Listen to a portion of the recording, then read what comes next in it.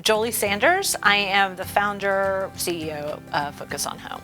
We work with families that are transitioning out of different situations, whether it be a shelter, coming out of domestic violence, out of a recovery program, bad socioeconomic situations, and we provide a full furniture package to those families when they are establishing home again, sometimes for the first time in years.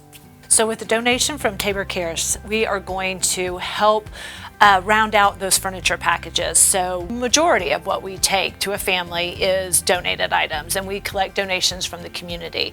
But we're always lacking specific items that we need. So for instance, we worked this month with 18 families, and that is an average of about 4 people in a household.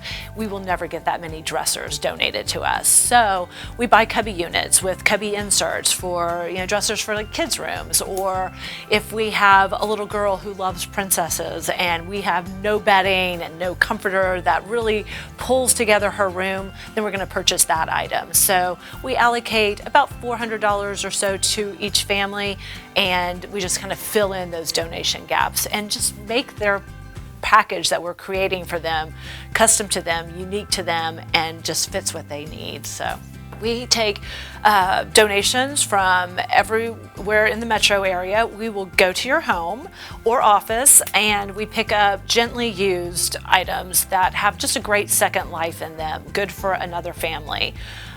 We tell our families, if we wouldn't bring it into our house, we're not going to bring it into your house. So things that you have that you feel that you don't need anymore, we're just that great resource for, it's a holding spot until we have the family that it fits their need, and then we take it to them and set their home up with items that aren't needed anymore. I would love to say thank you to Tabor Homes, because it is amazing to have community partners who understand what it means to be in the community and to be a good partner to agencies that are trying to go out there and help people in need. So thank you.